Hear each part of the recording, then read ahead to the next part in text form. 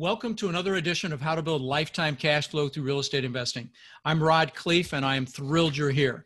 And you're going to get a ton of value from the gentleman we're interviewing today.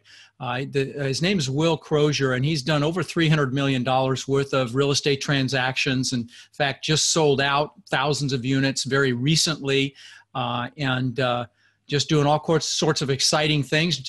Will, thanks for being on the show, buddy. Thanks, Rod. Really appreciate it. Happy to be. This is going to be a lot of fun. So, one of the kind of cliche ways I start this thing is to just have you give a little bit of your background, why real estate, where you came from, maybe how you got started, and what drove that. So if you want to give us a little bio. Oh, sure. Yeah, I kind of got started as a struggling student, really just trying to find some way to pay some bills down in Southern California.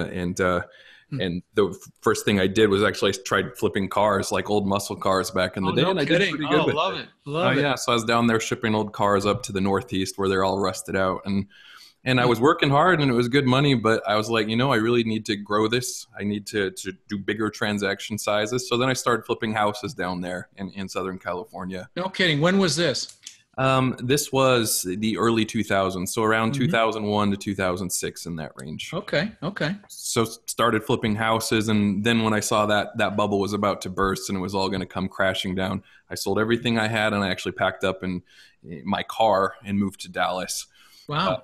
Moved out so here. You saw the writing on the wall. You saw what I missed. I love it. In Southern California, you had to have your eyes open. I think it was a little tricky, the rest of the country, but when I was selling $700,000 houses to 5 people on exotic loans who didn't have a job, right? No verification of income. Right. Hey, if you actually can fog a mirror barely, you can get a loan. Okay, got it. So I did that, moved to Dallas, tried to do the same, but the transaction sizes were going the wrong way. I always want to go bigger and bigger. Well, now I had to do 10 houses to equal one house in Southern California. So I started looking at apartments, and that's when I entered the apartment investing and actually started flipping apartments. Flipping them. Okay. Well, tell us about your first deal. Flipping that's actually kind of unusual.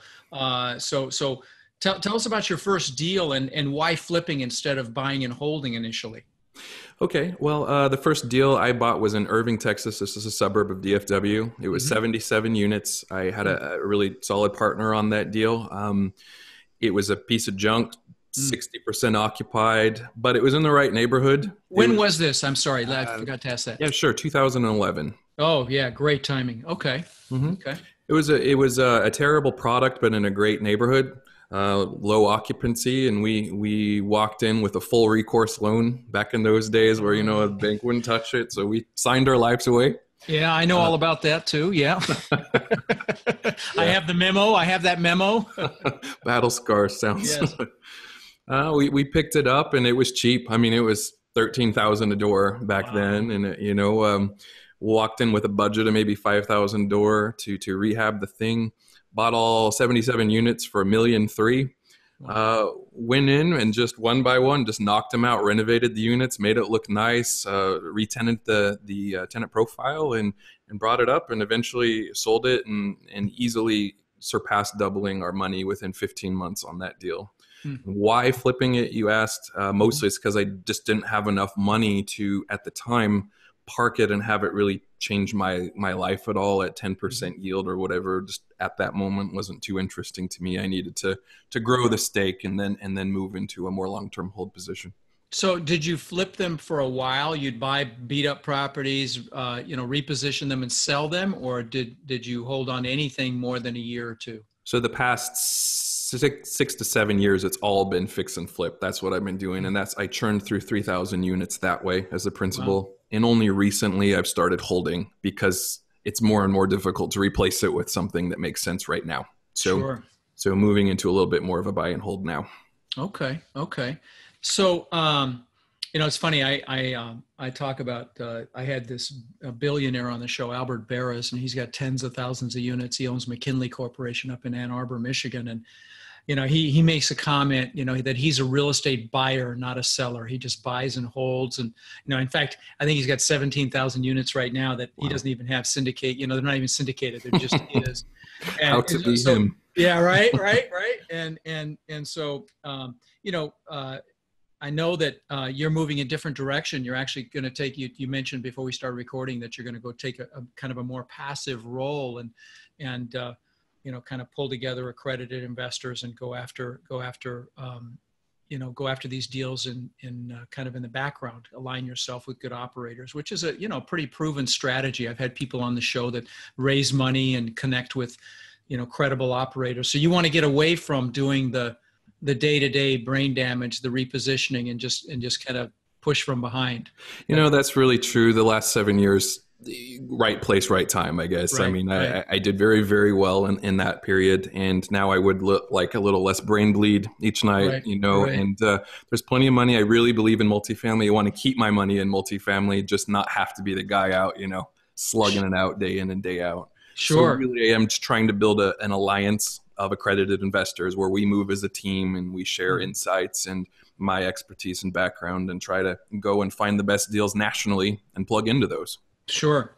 And yeah, that's a proven model. So is the game plan long-term hold there or also more shorter term quick hits? What do you think you're going to go after in that model? A little bit a combination between the two. I love the short ones, get in, get out, make your money. That's great for me. But at the same time, cash flow is great too. Can't complain about, mailbox checks and that. That's why I asked. Yeah. Okay. So, you made a comment again before we started recording about your mindset as it relates to taking action in this business. And so one of the questions I ask from time to time is, if you could go back and tell your 20-year-old self some words of wisdom, what would you say? It's probably a combination of two things.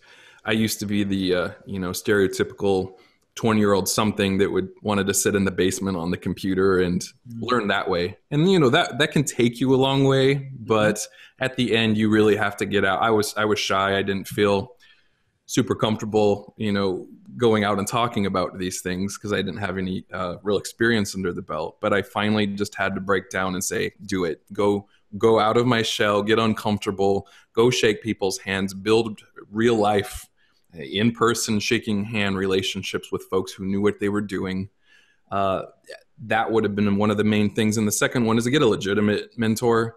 I, kind of pieced together a Humpty Dumpty sort of mentor thing. I was probably too cheap to pay a quality tuition into some program that might really facilitate and fast forward years and years of learning curve and mistakes. So get out, network, and find a legit, quality, reasonable mentor program or mentor person. Oh, that's great advice. And that's really, how you shorten the learning curve and you avoid the mistakes. And,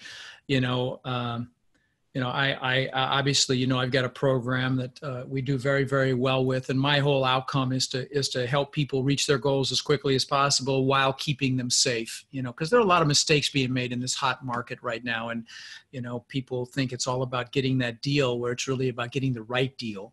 In fact, I just interviewed Albert Bears again, the guy I just mentioned. He said they're exhaustively reviewing 100 deals to find one right now. That's how tight the market is. And that's, but they're there, but you really have to really get through a lot of deals and to find them.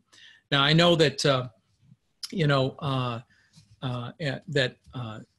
there are lots of mentors out there. There are lots of, but you've got to, like you said, you've got to get uncomfortable, and it's so easy to stay comfortable. Particularly, a lot of my listeners, they've got jobs, they make good income, they know they want more. Maybe they're a little bit introverted, like I was, like you were, and it's comfortable to be in the laptop and hide behind the keyboard. But to get that magnificent life that you deserve, you really have to get uncomfortable and push yourself. So that's. What you just said is something that I've said on the show many, many times. Now, let me ask you this. If you were coaching somebody, Will, somebody new, somebody green, what would you tell them to learn, say, the first 90 days they were getting into this business, or the first 6 months? What would you have them study? Where would you have them, how would you have them immerse themselves?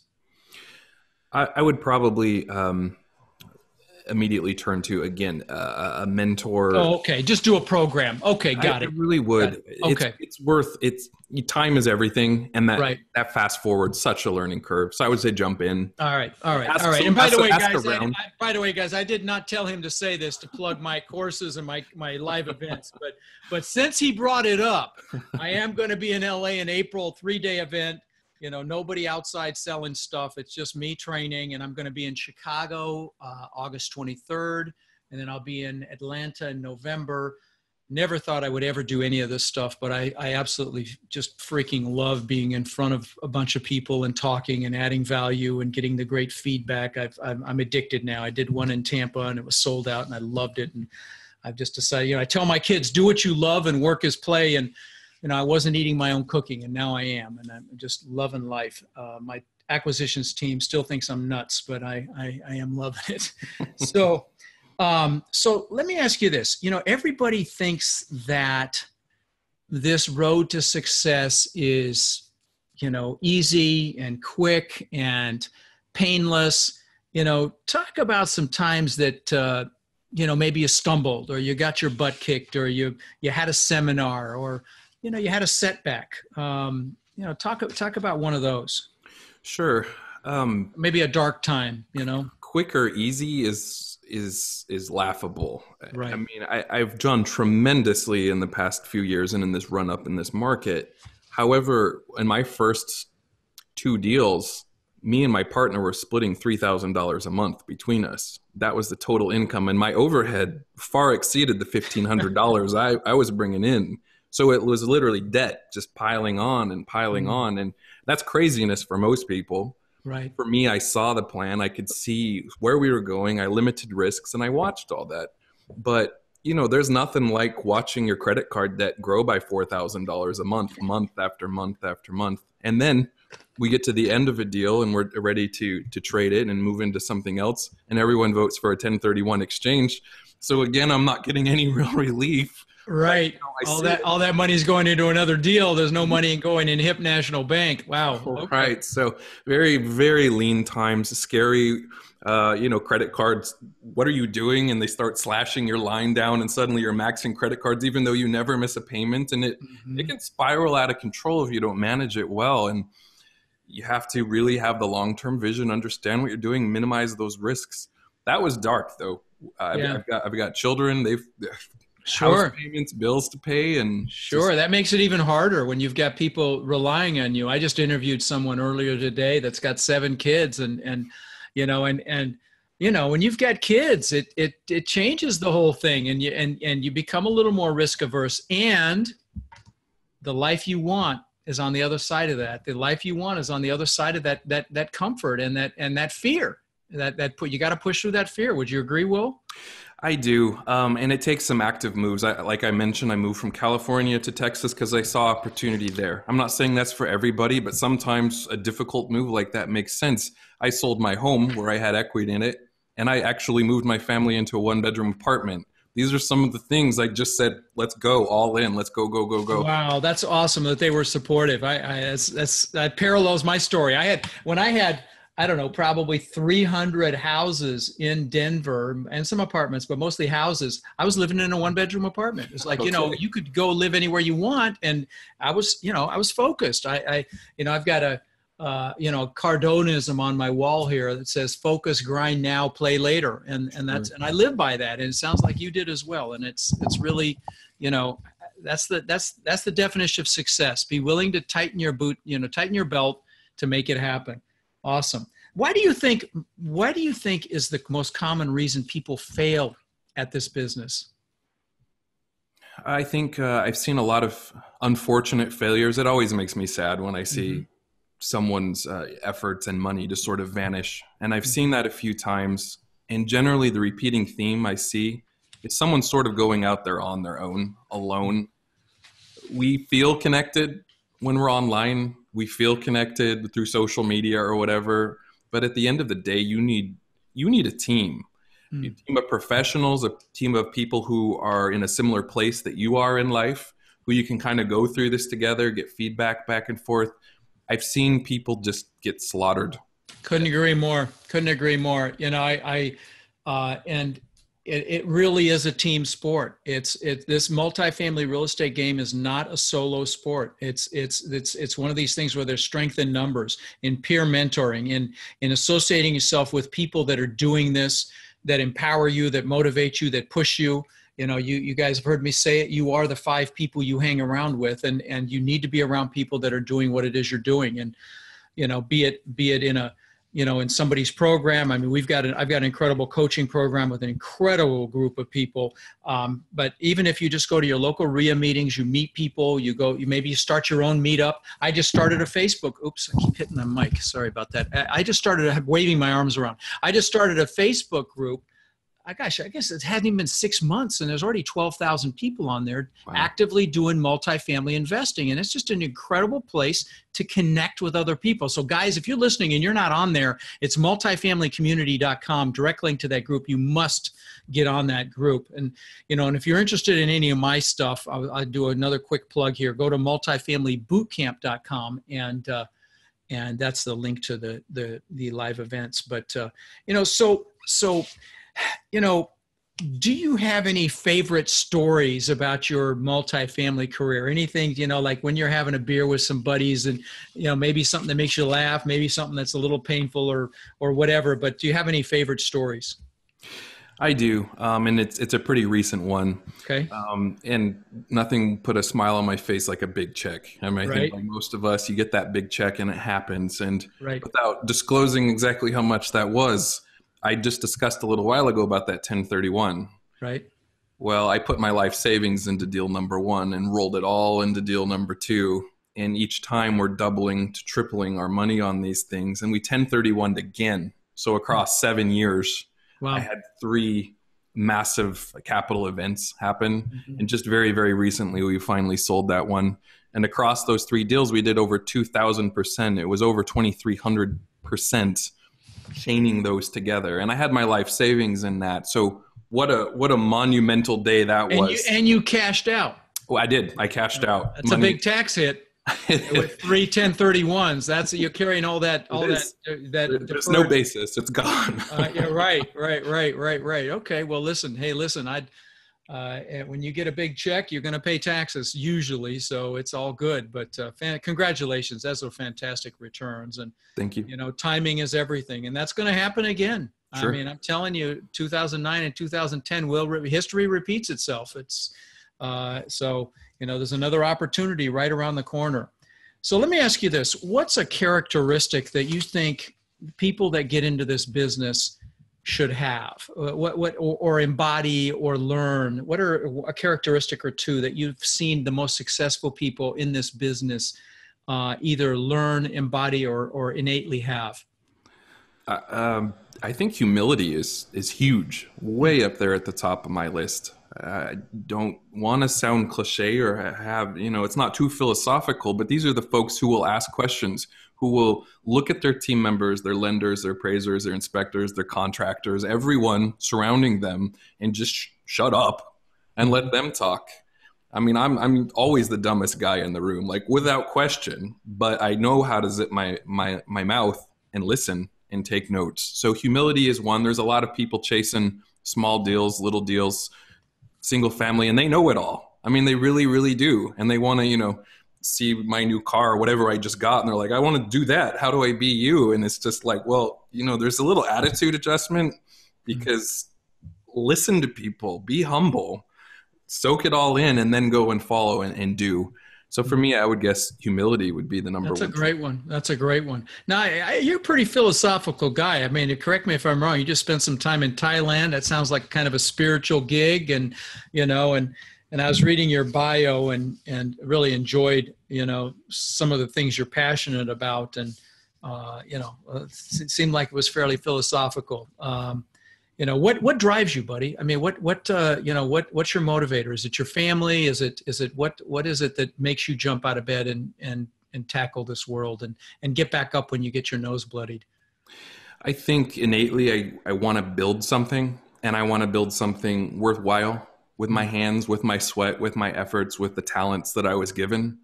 And I always want that something that I'm building to either be correcting a neighborhood. We've completely rebuilt submarkets of Dallas. Sure. Bombed out areas that no one wants to go.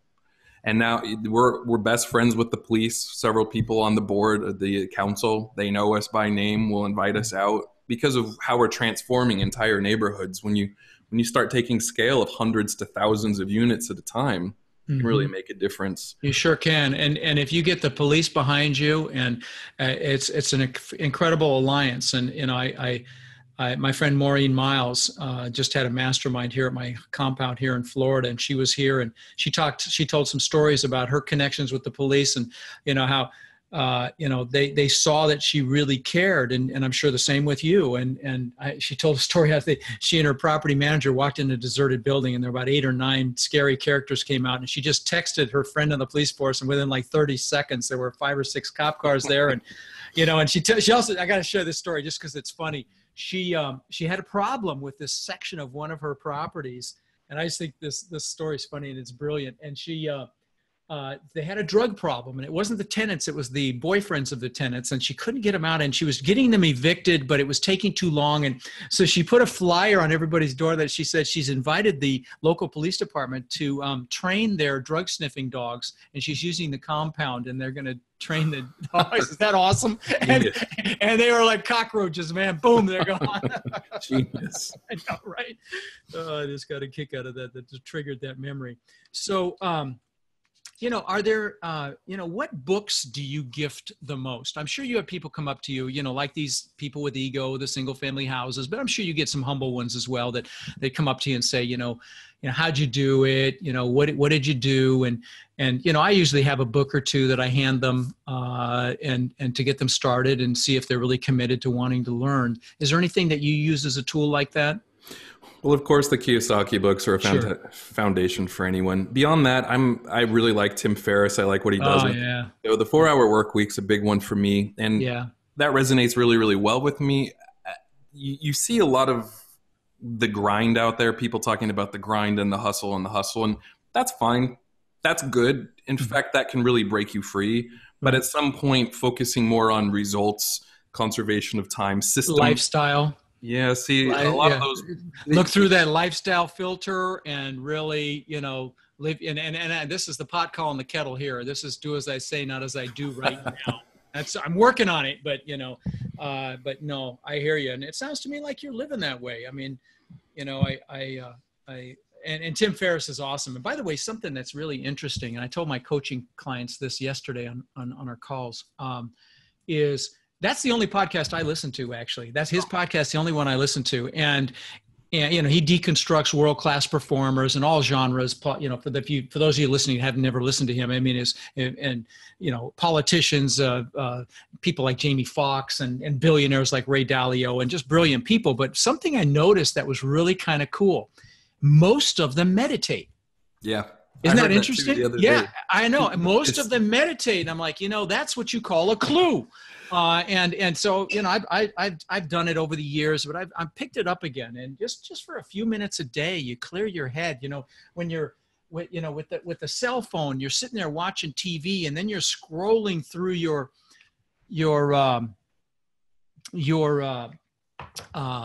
phone while the boring parts, and it's hard to maintain focus with everything that's coming at you all the time. In fact, that was the coaching call I had with everybody yesterday. I do these coaching calls on the psychology of success, and focus was the topic, and that's why it's fresh in my mind. But Tim Ferriss is a great example, because I used him as that example of when you listen to all these different world-class performers across multiple genres and they all meditate, that's a clue.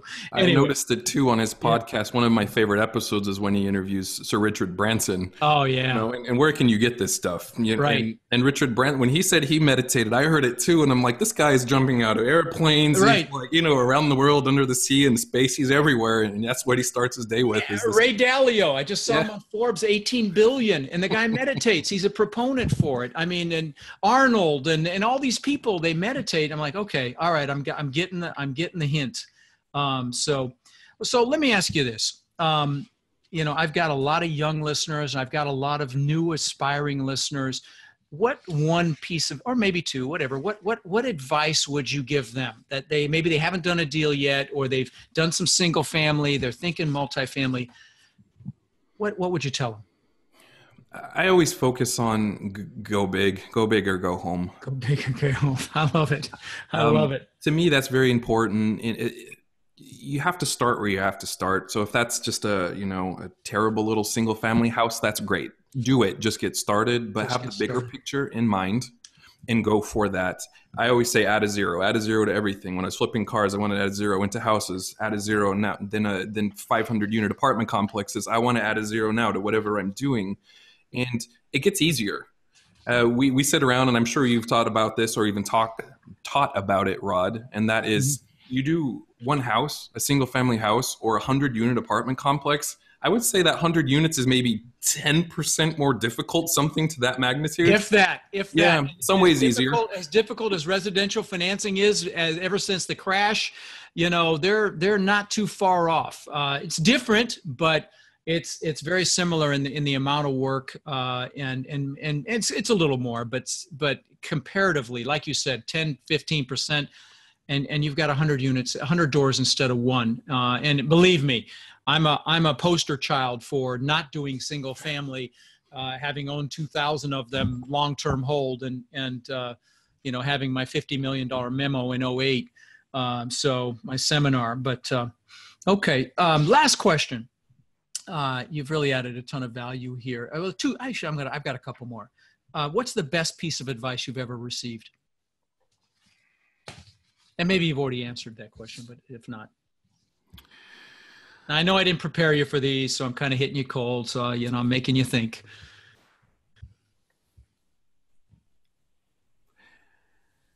It was jump into multifamily. It was. It really was. I mean, that I couldn't just add just 1 0 with multifamily. I was able to throw a second one on there as well. Right. The scale was huge. It wasn't even on my radar. And fortunately, I was networking with the right people, and they're just like, why are you doing that? An apartment seems like not even in my reality, not even in my zone. But I heard that, I got it and went for it full bore. Love it. Love it. Yeah. I mean, we met through your networking, through someone that introduced us. That's somebody that was here at my mastermind, and a wonderful guy that's been on the show, James Kandasamy. And we met because of him, and you guys networked to meet each other. So guys, these guys, that's what it takes to get out there and meet people and immerse yourself in this. Is there this will be the last question. Is there a quote that you like to say, or maybe one you've got on the wall, or just one that you love that helps keep you going? You mean besides Ricky Bobby's Shake and Bake on Talladega Nights, right? That's an awesome show. I don't want to sound like I'm repeating myself, but okay. My friends kind of joke around with me that I need to trademark this before you do, Rod, but that's add a zero. I mean, it really is. I want to always do that no matter what. I don't ever want to quit. I don't want to retire really fully at any point. I just want to keep on trucking and keep adding a zero and grow and add value to everyone around me. Love it. Love it. Now, I know you're so I know that you're starting a program here, and it's accreditedwealth.com. People can reach you there. That's awesome. And I'm just really grateful for you being on the show, buddy. It's a real pleasure. Actually, before I let you go, you mentioned that you like fast cars. What's the coolest car you've ever had? Well, just last week I picked up a brand new McLaren 720S. Did you really? Oh, that's freaking awesome. That's awesome. I can't get out of it. Oh, I bet you're sleeping in it. I remember when I got my Lambo, man, I think I wanted to sleep in it. Which one? I had a Gallardo. Oh, love it. Yeah. I got it because you can drive them every day instead of like the Murcielago or the Huracan. They're in the garage 80% of the time, but you can drive. Of course, I wrecked it. Some old lady pulled in front of me and just about killed me and totaled it. But breaks the heart. But yeah. Oh, trust me, I still cry about it. But listen, it's been a real treat, Will. Thanks for being on the show, my friend, and I'm sure we'll stay in touch. Okay, thanks, Rod. Appreciate it. All right, you bet. See you. Bye. Thank you for listening to the Lifetime Cash Flow Through Real Estate Investing podcast. If you've enjoyed the show, please take a minute to visit iTunes and leave your comments. For more resources or to connect with us further, please visit our website at rodcleef.com. Tune in next week for our next show.